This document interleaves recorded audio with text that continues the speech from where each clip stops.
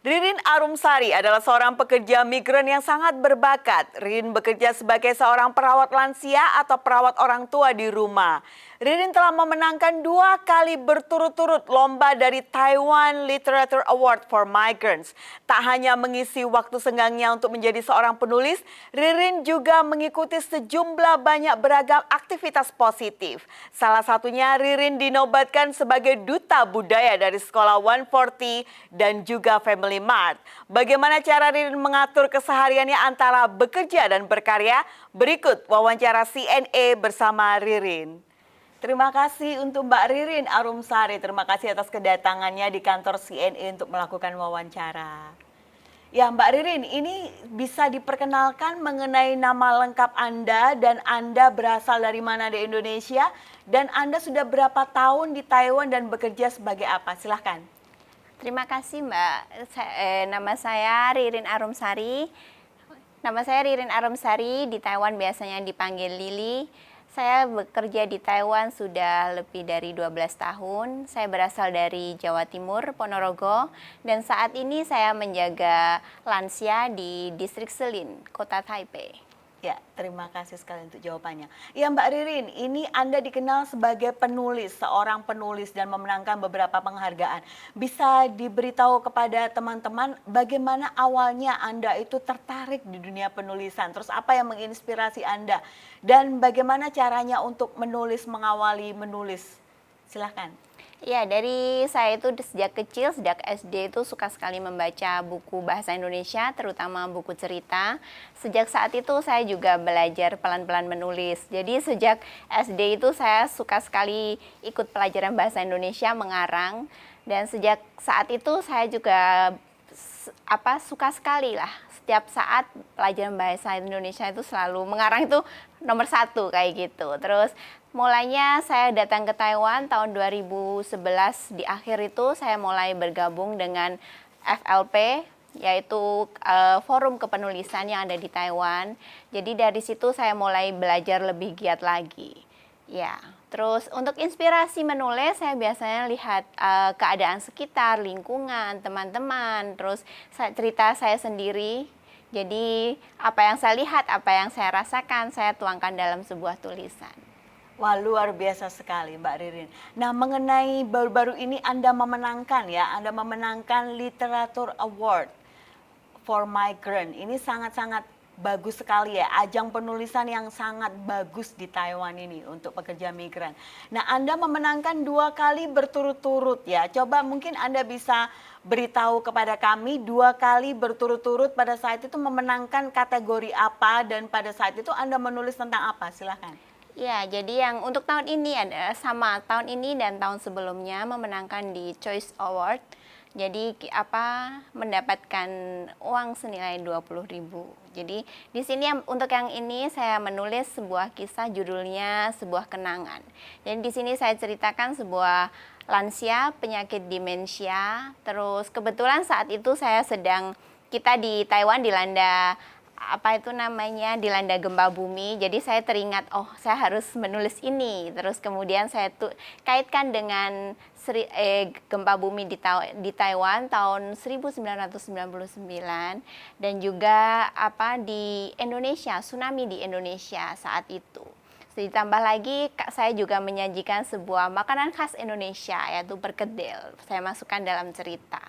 Terus untuk yang tahun kemarin itu judulnya Kisah Sepi. Jadi saya menceritakan tentang kakek yang saya jaga kesepian dia. Jadi selama saya merawatnya lebih dari 5 tahun, dia itu seperti seorang orang tua yang merasa kesepian seperti itu.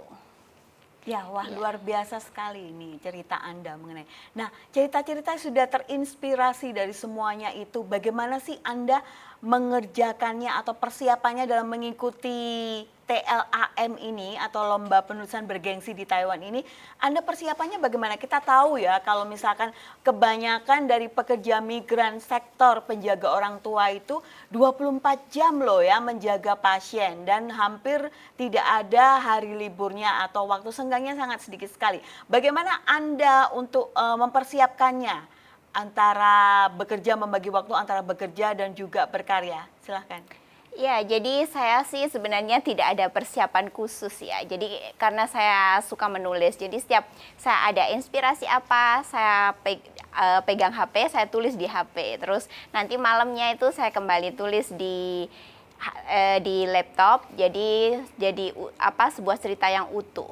Jadi karena setiap saat mungkin yang kita lihat setiap hari itu berbeda. Jadi, oh hari ini saya lihat apa, jadi saya tulis apa. Besoknya saya lihat apa, saya tulis apa. Jadi itu semua digabung menjadi satu, jadi sebuah cerita. Terus untuk kompetisi ini menulis ini, saya sih ada sedikit saran mungkin ya. Mungkin dari setiap penulisan harus dicari sesuatu yang mungkin berbeda, kayak sesuatu yang unik gitu agar menarik minat juri seperti itu.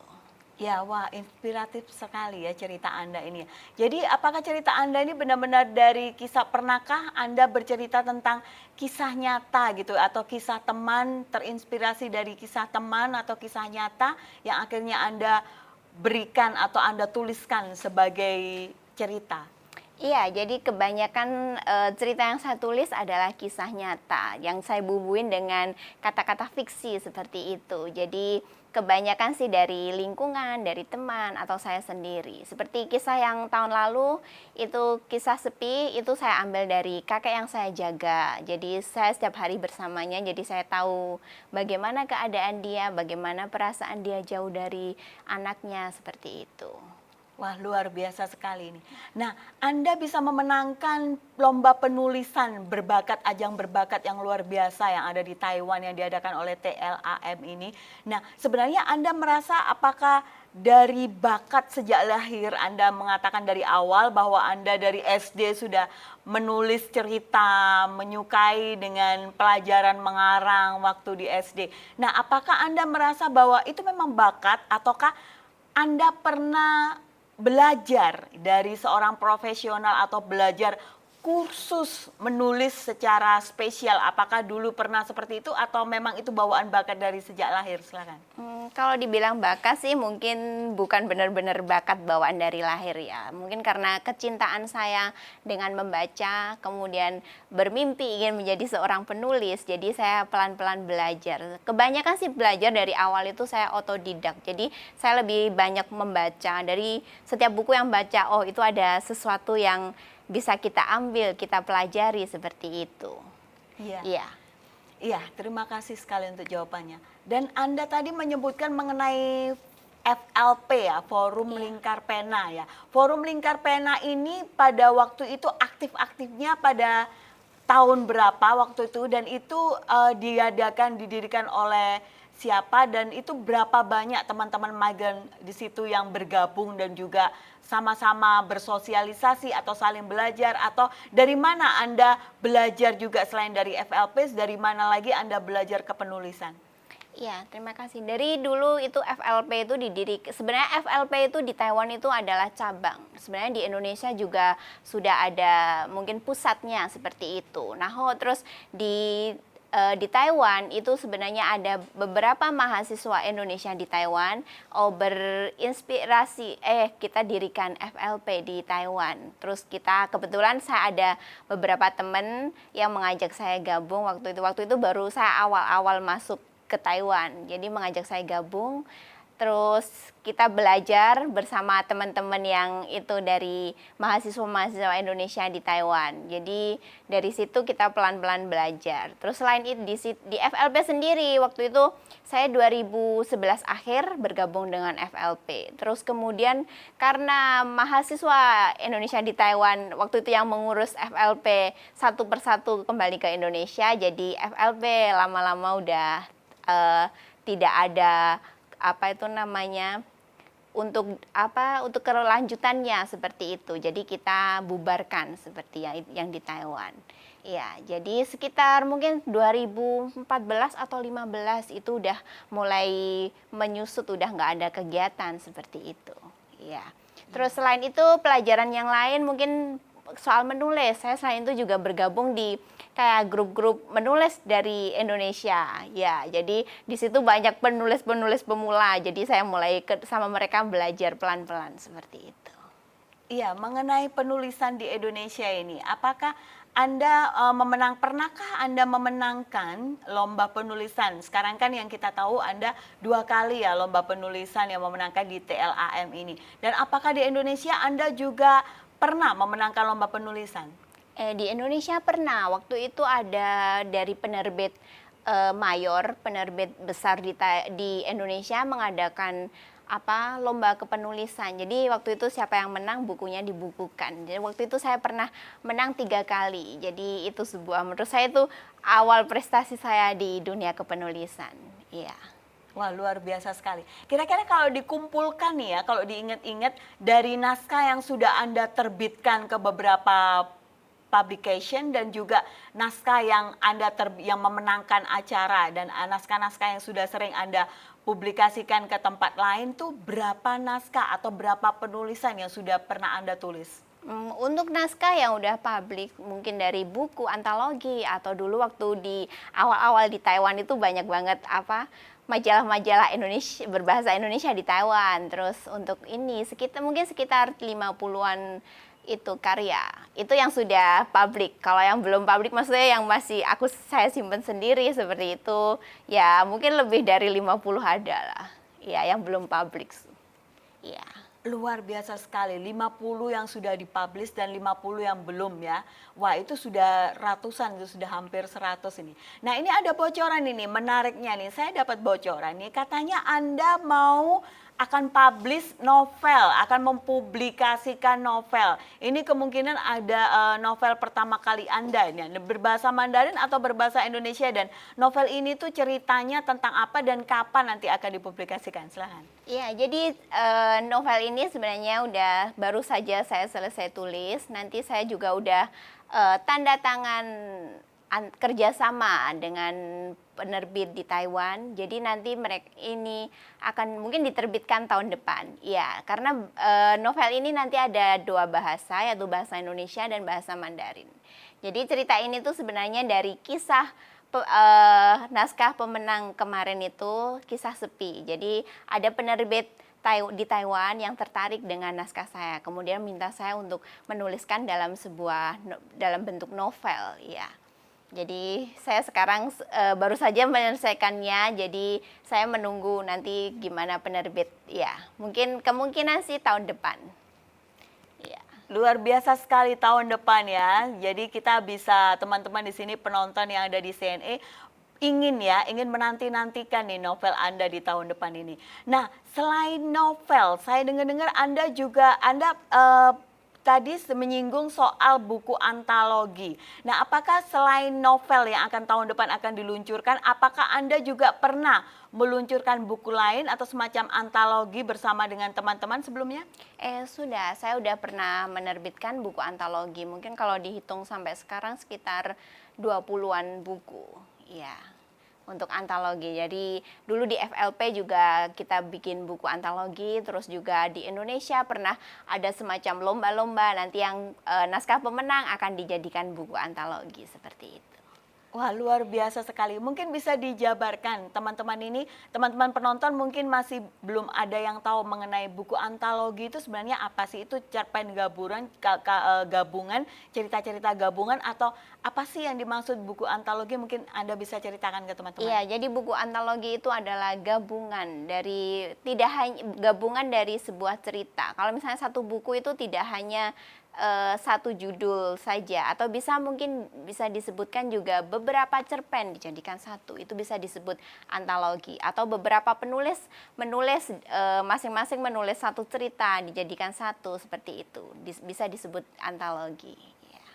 Wah, luar biasa sekali. Sudah lebih dari 20 buku antologi yang sudah Anda tulis bersama teman-teman. Luar biasa sekali.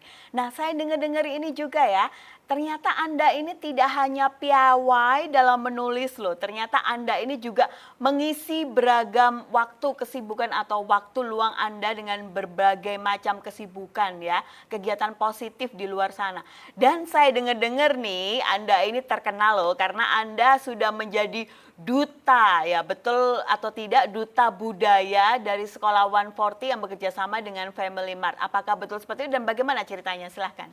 Iya, jadi ini sebenarnya saat itu 140 dan Family bekerja sama, terus untuk memperkenalkan masakan barang-barang Muslim, produk-produk Muslim juga pertukaran budaya. Jadi saat itu 140 ada untuk mencari beberapa duta budaya. Jadi saya mencuri dengar sih dulu pernah kayaknya yang masuk itu sekitar 200-an yang ingin melamar jadi duta budaya. Kemudian dipilih jadi 30 dan saya termasuk salah satunya. Ya.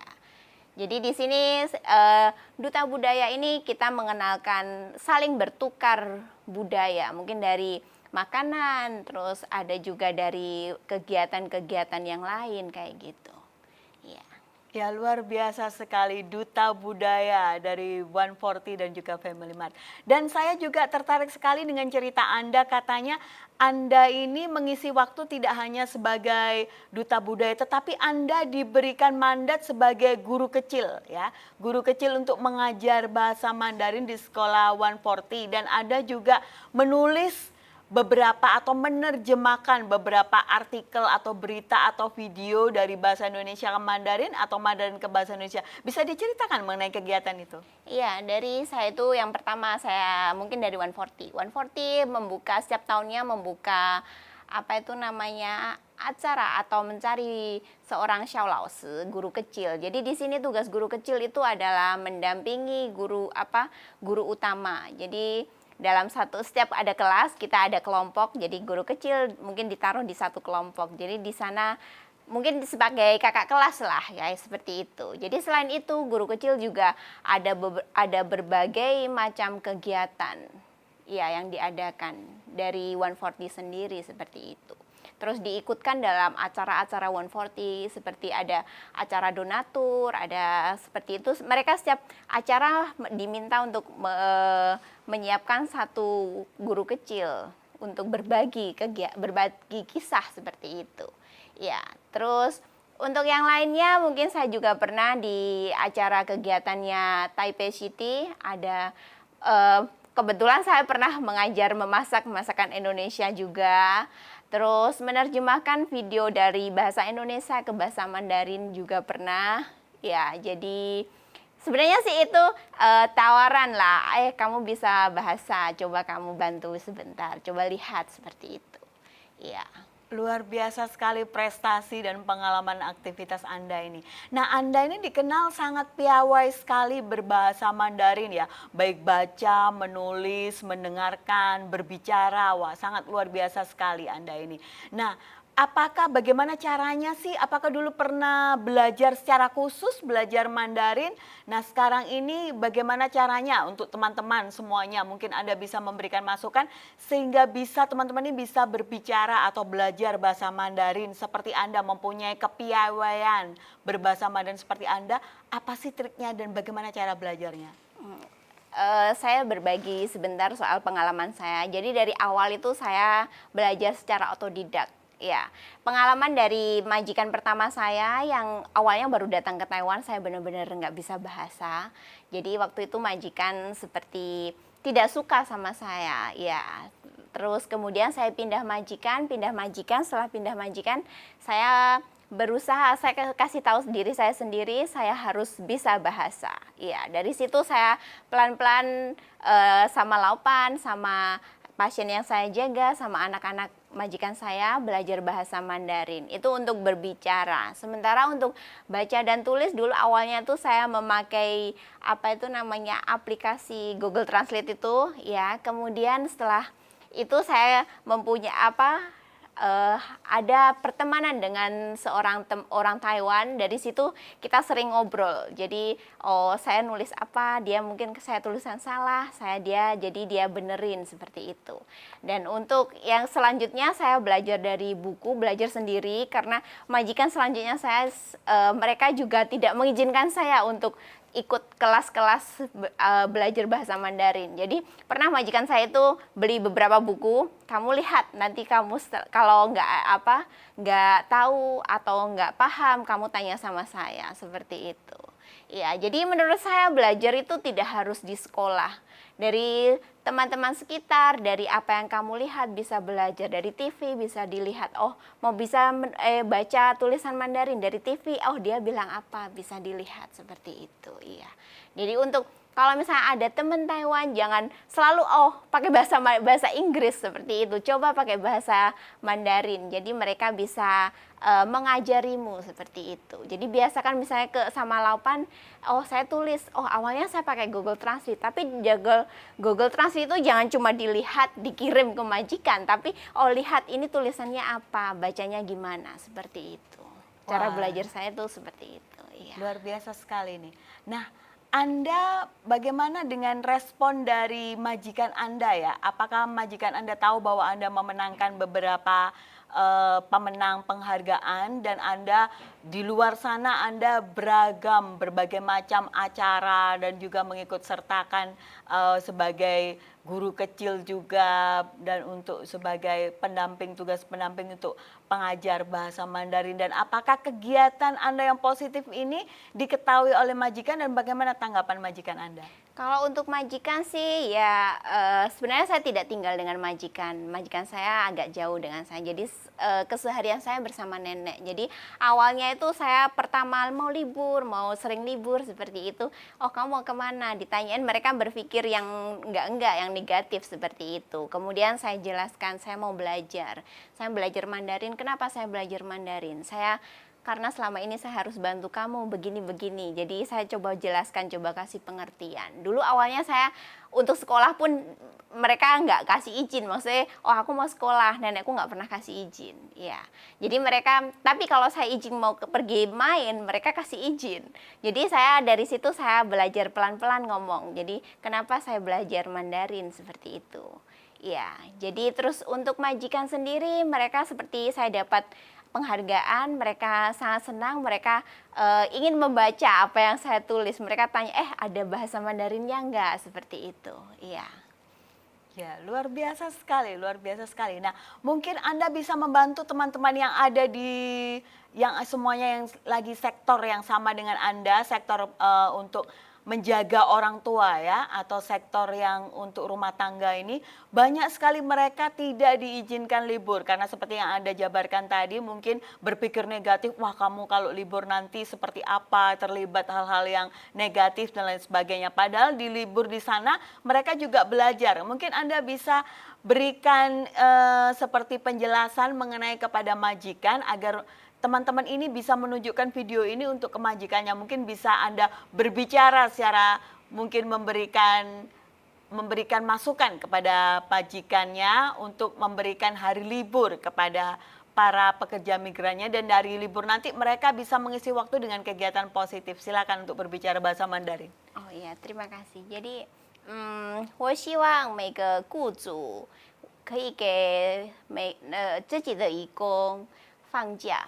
因为其实我们放假不是自己玩，还是就是不要怀疑我们在外面做坏事。可是我们就是在外面，很多人都就是想要在外面就是学习不管是写中文啊，然后写其他的写作啊那一些的。可是就是说我自己觉得，我自己看很多那个雇主都以为我的外劳都要出去玩，就是他要去外面做坏事。其实没有，就是也是我们就是说实在话啦，这个是就是有啦，有一些人就是当然可能就是会做坏事，可是我觉得就是可能80%我们都出去玩，想要放松一下，想要学习是这样。因为像我自己，我之前也是没有放假，可是就是我阿妈一直说，你出去要干嘛？等一下做坏事。其实我没有，我就是出去玩，就是要出去放假，就是因为我要学中文，我要学一些料理啊，因为我喜欢做料理，所以就是我们出去玩就是要学习，这样就会除了对我们自己好，也是对雇主其实很好，因为写中文写会了，就是会帮雇主做其他的事情，做比较多的事情，是这样。所以就是我希望就是很多雇主现在不给移工放假，也希望就是可以给移工放假，是这样。Xie. Luar biasa sekali. Terima kasih. Semoga pesan ini juga akan berdampak positif kepada teman-teman yang lain ya. Nah, ini untuk pertanyaan yang terakhir ini. Apa sih pesan-pesan Anda kepada teman-teman yang perawat, terutama teman-teman PMI ya, baik terutama yang perawat pekerja ya, perawat pekerja yang ada bekerja di rumah tangga, sektor rumah tangga yang merawat orang tua nih ya, untuk yang caregiver. Nah, terutama untuk teman-teman yang tidak bisa keluar rumah. Ini kalau yang sudah bisa keluar rumah, pesannya apa, dan yang belum bisa keluar rumah, yang tidak diperbolehkan untuk keluar rumah untuk libur, bagaimana cara mereka mengisi waktunya sehingga mereka juga bisa berkarya seperti Anda. Silakan. Ya, terima kasih. Jadi untuk teman-teman yang mungkin bisa libur, diusahakan untuk jangan mungkin bermain sih, pergi kemanapun itu emang jadi refreshing. Tapi manfaatkan kesempatan ini untuk lebih banyak belajar, terutama bahasa Mandarin juga, atau sebenarnya di Taiwan banyak sekali kegiatan seperti membuat makanan khas Taiwan dan sebagainya. Jadi manfaatkan waktu untuk terus belajar, jangan hanya main atau mungkin berbuat sesuatu yang merugikan diri sendiri. Dan satu lagi untuk teman-teman mungkin yang tidak bisa libur, jangan berkecil hati, karena sebenarnya saya dulu dari awal juga yang majikan kedua itu tidak bisa libur. Jadi saya manfaatkan untuk melakukan sesuatu yang berguna, tidak hanya scroll TikTok atau sebagainya. Iya. Jadi misalnya kamu suka menulis, tulislah apa yang ada di pikiranmu. Kamu suka berkreasi, manfaatkan sesuatu yang ada di sekitarmu untuk berkreasi. Misalnya saya ada teman juga, dia itu tidak bisa libur, tinggalnya di gunung. Jadi dia setiap hari minum kopi. Jadi bungkus-bungkus kopi itu dibuat anyaman, dibuat tas seperti itu, kreasi-kreasi seperti itu. Jadi tidak bisa libur bukan berarti kamu tidak bisa berhenti untuk belajar. Ya. Terima kasih sekali Mbak Ririn Arumsari. Terima kasih atas kedatangannya di kantor CNE. Semoga nanti novelnya kalau sudah terbit tahun depan, novelnya bisa populer ya. Nah, nama Anda bisa melambung buana sebagai contoh teladan yang baik buat para PMI yang ada di Taiwan ini. Terima kasih sekali lagi untuk waktu dan wawancaranya bersama CNE Fokus Taiwan Indonesia. Terima kasih.